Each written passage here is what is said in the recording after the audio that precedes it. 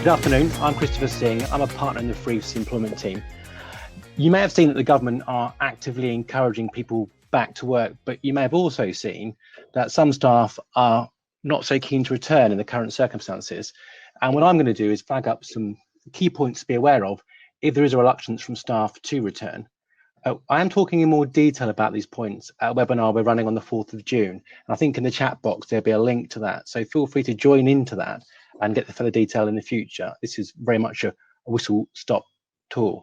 So one of the first things to think about is ending furlough. You'll want to confirm the return date with an employee in writing and think about what sort of notice period you're going to provide for that return date. It should be at least the notice period in any furlough agreement. And in the absence of that, you want to provide such notice as is reasonable. It's likely that employees will have to make arrangements to return to the workplace, including childcare. So try and factor that in to remove any barriers for their return. Also think about what sort of information should be included in that notice to return.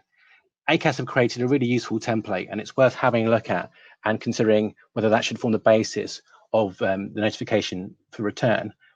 At the very least, you'll want to set out the steps you're taking to ensure their safety when they return to the workplace. Well, what do you do if you have reluctant employees? That's when an employee is reluctant or refuses to attend work because of fears around the coronavirus. Well, first of all, if they can work from home, that may resolve the issue.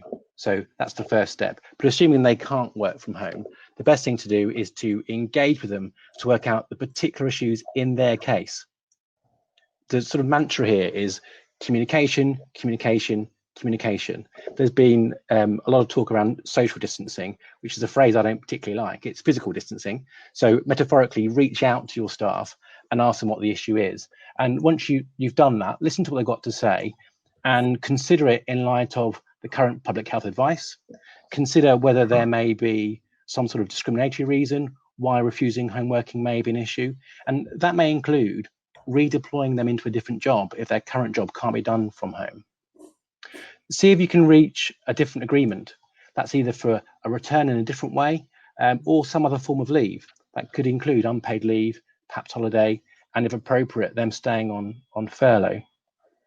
One of the common issues we're seeing at the moment is an employee being anxious about return because they live with somebody who is currently shielding. They're extremely vulnerable, extremely clinically vulnerable under the government's guidance, but they're not shielding themselves and they're worried about bringing it home. This is a tricky issue for employees. They aren't advised to shield themselves under the public health advice. They're not entitled to SSP, and they can be reasonably instructed to return to work. Most employers that I'm aware of are reacting sensibly to that as far as they reasonably can. And the most common, or perhaps the minimum thing to do is consider a period of unpaid leave rather than disciplinary action. However, if an employee doesn't want to return to work without good reason, and there are no discrimination aspects, and the public health advice is that they can be reasonably asked to return, you'll need to consider disciplinary action. And that could include issues to deal with absence without leave or refusal to follow a reasonable management instruction. And you'll probably want to consider as well withholding pay because that member of staff is not ready, willing, and able to return to work. You might expect me to say it because I'm a lawyer, but I'd advise you to take legal advice before taking any formal action because special circumstances may apply in a particular case that make it high risk. And you'll certainly want to make sure that if there's a potential disability for the purposes of employment law, that you're taking all steps you need to comply with your obligations, particularly around indirect discrimination or discrimination arising from disability or reasonable adjustments. It's also worth bearing in mind that certain dismissals can be automatically unfair if they relate to the raising of a health and safety concern. So, for example, if the absence was caused by the employee having a reasonable belief that attending work could put them in serious and imminent danger. And the concept of danger has been interpreted quite widely in the courts, and it could in theory include the risk of contracting COVID-19 from an infected colleague, patient, or customer. Although that danger would need to be reasonably believed by an employee to be serious and imminent, so that underlines the importance of effective communication with employees, back to communication, particularly in terms of the measures, as I mentioned earlier, taken to minimise that risk. Actions short of dismissal, such as withholding pay if they don't come to work, can also be an unlawful detriment.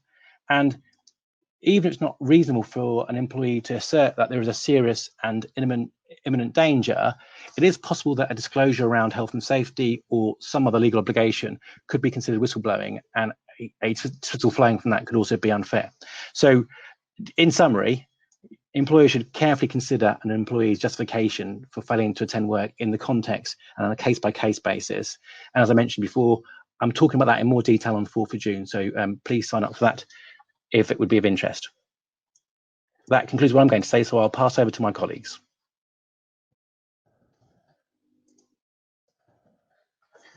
Okay, Dan, I'm going to try and show your slides now.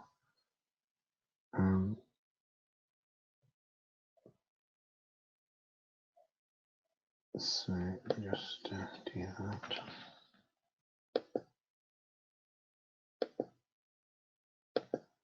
And just in case anyone doesn't know, you're probably familiar with it by now, but you'll be seeing our pictures and the screen share on your screen.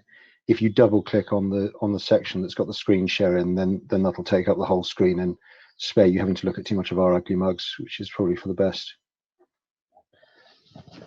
Right, Dan, do you want to kick off? Certainly. Well, apologies for that, everybody, and good afternoon. I'm going to talk to you this afternoon about health and safety. And I think the logical place to start would be the 11th of May this year. Can you just switch the slide, please? Well, so. When there was a clear change of emphasis from the government, who for the last month have been telling us all that for those workers who can continue to work from home, then they must do so.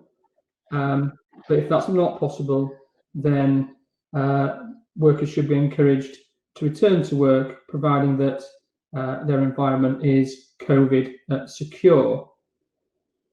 In particular, when we look at what the government said on the 11th of May, it was this: we are absolutely categorical that your workplace must be COVID secure, and employers will not be allowed to get away with forcing people to work in conditions that are not COVID secure. And they went on to say this: we are going to have a lot more inspections by the Health and Safety Executive. We'll have random spot inspections. And if people feel that they are being made to work in conditions which they think are unsafe, then they should immediately report it and we will take action. So all in all, a very much uncompromising position from the government, who on the one hand want to send a clear message to all employers about the need to take this seriously, whilst on the other, perhaps a message to returning workers who might be hesitant about a return to work. This stands to offer them some sort of reassurance. Can you change, please, Will? Now that's all well and good, but what do we actually mean by the term COVID secure? Next slide, please, Will.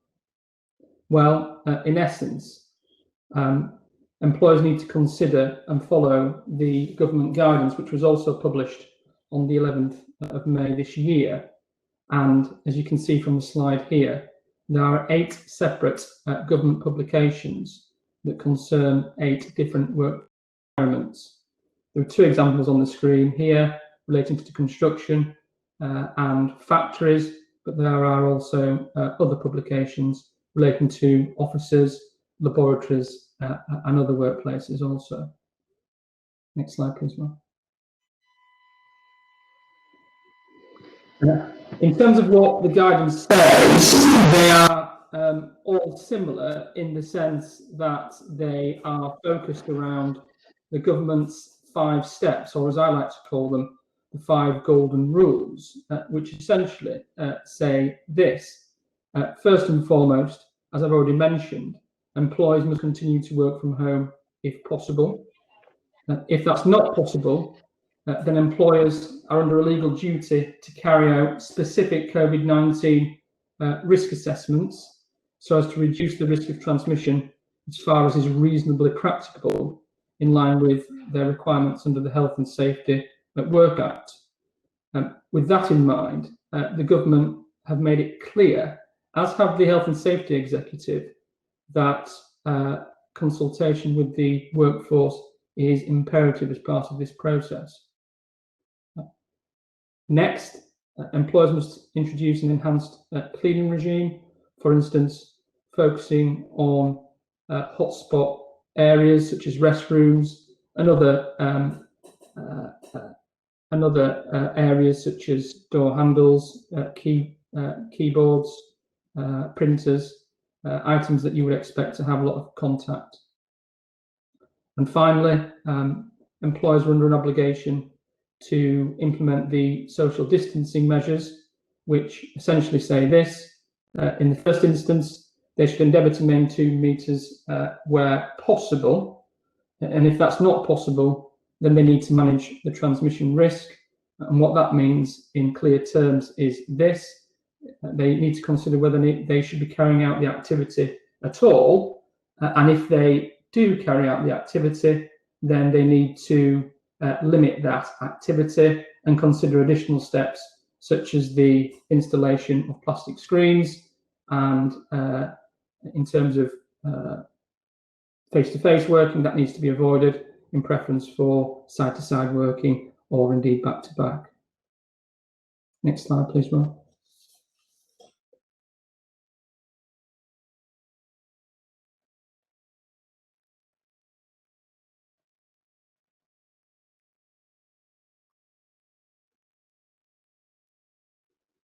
Can we move on, Will? Yeah.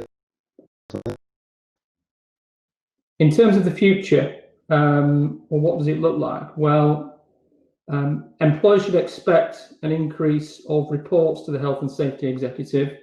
We know already that several thousand reports have been made up to mid-May, and I think as workers return to some sort of normality, that will increase, as will the number of HSE inspections. We know that because the Prime Minister said as much. The Health and Safety Executive have received an additional funding to the value of £14 million, and that in part will fund those additional inspections. Will that lead to HSE prosecutions? Well, bearing in mind the increase in reports and inspections, then I think that's a distinct possibility if the HSE take the view that employers are not following the guidance as closely as they perhaps should be. And in terms of any immediate concerns, I think in my own personal opinion anyway, I think there is a real danger here that given the economic climate and the need or the willingness rather for employers who want to return to work as soon as possible, there's a serious risk here that they will overlook the steps that are required, and that may ultimately result in them being found wanting, whereas where health and safety is concerned. Next slide, please, Will.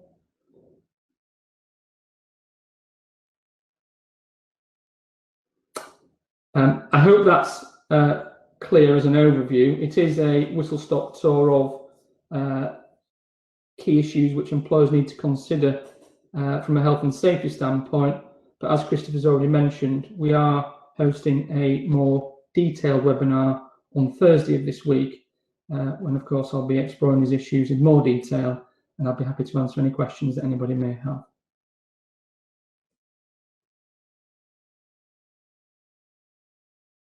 This is a question in the chat, Dan, saying workers typically based in the office who have successfully worked from home, presumably the presumption is that they should continue to do so. Yes, absolutely. That is very clear in the guidance. There's been no change in that regard. So that is the expectation going forward. That would be the same on the employment law side as well, because it's very clear from the guidance that if they can work from home, they should be. So it's only really returning to work if they cannot work from home when the workplace is open. The issue you have with employment law is someone refuses to work from a workplace when they can work from home. It wouldn't be reasonable to discipline them or dismiss them in those circumstances. Okay, well that leads quite neatly into my sort of final section on this, which I'll just rattle through in a few minutes because I'm conscious we're slightly overrunning our slot already. And I'm just going to pop a slide up just to give you what I'm talking about. Essentially, one of the main considerations from a data protection point of view around the easing of lockdown is the same as has been a consideration throughout the lockdown period, and that is the way in which data is handled off-site. Often businesses will have pretty rigorous procedures and protocols in place for the handling of their data within their own office environment. But a lot of businesses have had to pivot really quickly to operating in a remote way, people working from home who perhaps weren't normally set up for that, equipment being issued maybe in haste. So there are all sorts of questions about how that's been configured, whether or not the appropriate technical and organizational safeguards have been imposed that would be required in a workplace environment. As you start to bring into the office, just think about some of those things and think about maybe, well, if as out of necessity or an absence of other options, or even just as a cost saving measure, you've had staff who've been working using their own devices.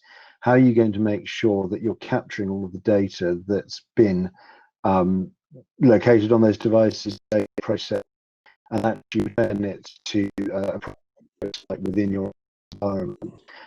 What data might have been shared using applications that are non-standard or which the business doesn't own, and how are you going to make sure that people who've got in the habit of using, say, their personal phone, maybe issuing personal phone numbers to customers and other contacts, actually migrate those contacts back into a workplace database, and you're able to validate that you've got the appropriate lawful basis for the processing of that data as you move back to more normal working.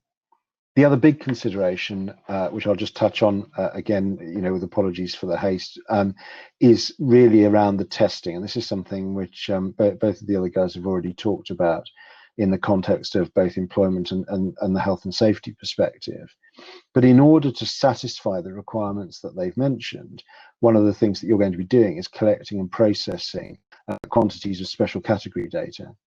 And there are two considerations to this, because on the one hand, this is something which your HR department or HR function will have been doing anyway in collecting sickness reporting, self-certification before coronavirus came along.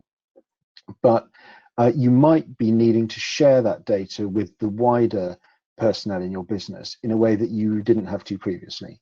So, for example, if a staff member notifies you that they've started to display symptoms after they've been back in the office and working for a period, you're probably going to have to communicate that to a number of the other personnel within your business, particularly any of those who've actually intersected with them in terms of when they're in the office or maybe sort of sharing a desk. Also potentially going to be processing the data of third parties, family members, children, other people outside business that your staff have been interacting with. If someone in that group is diagnosed with symptoms and you need to then pass on notifications to anyone who's come into contact with the colleague who was most directly connected to them. You have to limit the data you're processing, but you might also want to think about whether or not your existing privacy notices adequately describe that extra processing activity that will be going on. And if you're going to be doing anything like workplace testing, particularly any sort of intrusive testing, taking of temperatures or other samples, then that is something that you should probably be thinking about a data protection impact assessment to do. And those can be relatively complex, but it is quite a useful mechanism for just making sure that you've thought about all of the different ways in which that processing activity might impact on the business. So just as a very quick final point from the slide, there's been some reporting that the ICO either has lost interest in enforcing or has said that they're not going to enforce during lockdown or during the pandemic. That's not the case. They said that they will be understanding if businesses struggle to comply in respect because because there's a good reason that's connected with the crisis. For example, being slower to respond to subject access requests because you don't have as many personnel in the office or access to the databases in the same way.